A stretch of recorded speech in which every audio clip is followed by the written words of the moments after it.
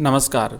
इस वीडियो में हम कक्षा 12 की हिंदी साहित्य के पेपर का करेंगे सॉल्यूशन। तो आइए, पहला प्रश्न है, देवसेना मालव नरेश बंधु वर्मा की थी। क्या थी? बेटी थी, पत्नी थी, माँ थी या बहन थी? तो मालव नरेश बंधु वर्मा की बहन थी देवसेना।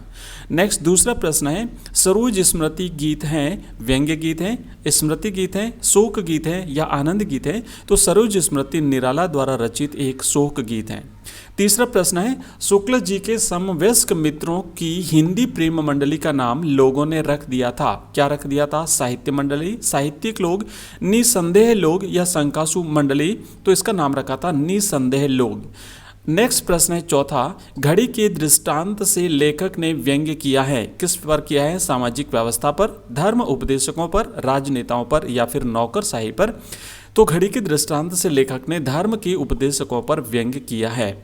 पांचवा प्रश्न है, सन के लगभग बृजमोहन व्यास कौशाम्बी गए थे। 1936 के लगभग बृजमोहन व्यास कौशाम्बी गए थे। इसमें से कुछ प्रश्न तो पिछले एग्जाम्स में, आई पेपर्स में से रिपीट हुए हैं और हमारे वीडियोस में से सारे के सारे क्वेश्चंस आपको मिल जाएंगे। नेक्स्ट छठा प्रश्न है, बालक ने इनाम में लड्डू मांगा था। कंठ रुकता जा रहा है, आ रहा है काल देखो। तो आएगा यहाँ पर काल। और आठवां प्रश्न है, प्रयाग संग्रहालय की नवीन विशाल भवन का उद्घाटन किसने किया था? बृजमोहन व्यास ने या फिर जवाहरलाल नेहरू ने? तो इसका सही जवाब रहेगा ऑप्शन जवाहरलाल नेहरू आएगा यहाँ पर। अब सही गलत का चुनाव करना है। नौवां प्रश्न है, यह दीप अकेला में दीप व्यष्टि या व्यक्ति का प्रतीक है। हाँ बिल्कुल, दीपक व्यक्ति का प्रतीक है या व्यष्टि का प्रतीक है। 10वां प्रश्न है, निराला की पुत्री का लालन पालन उसकी नानी के घर हुआ था। हाँ सही है, ये भी सही है, उसकी नानी के घर ही हुआ था। 11वां प्रश्न है, भारत को जयशंकर प्रसाद ने अनजान अतिथियों को आश्रय देने वाला देश बताया है। बिल्कुल ठीक है, कार्नेलिया के गीत में जयशंकर प्रसाद ने कहा है भारत को अनजान अतिथियों को आश्रय देने वाला। तो ये कथन भी सत्य है। और आगे हम आएंगे, यहां पर जोड़ मिलान करना है। 12वां प्रश्न है, संबदिया रचना किसकी है? तो संबदिया फणेश्वर नाथ रेणु की रचना है। सरोज स्मृति सूर्यकांत त्रिपाठी निराला की रचना है और देवसेना का गीत जयशंकर प्रसाद की रचना है।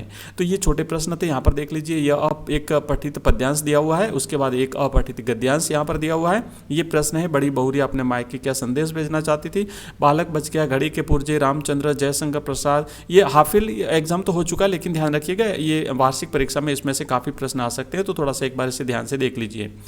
यदि अकेला खाली कटोरा। और हम यहाँ पर देखते हैं जो माधुर्य गुण की परिभाषा दीजिए। हमने पिछले 2 दिन में जो शाम के समय लाइव क्लास में जो डिस्कस किए थे कुछ व्याकरण के टॉपिक, उसमें से लगभग सारे के सारे क्वेश्चंस आपको यहाँ पर मिल जाएंगे। हमने माधुर्य गुण पढ़ लिया था, ओज गुण पढ़ लिया था, काव्य दोष किसे कहते हैं हमने अच्छी तरह से पढ़ लिया था। काव्य दोष में श्रुति कटुता दोष किसे कहते हैं, गीतिका क्या है, हरि गीतिका छंद क्या है, और ये सब कुछ हम पढ़ चुके हैं। ठीक है, तो ये सारी की सारी चीज़ें हमारे वीडियो में से आपको मिल जाएगी। ये था हिंदी साहित्य का पेपर। धन्यवाद।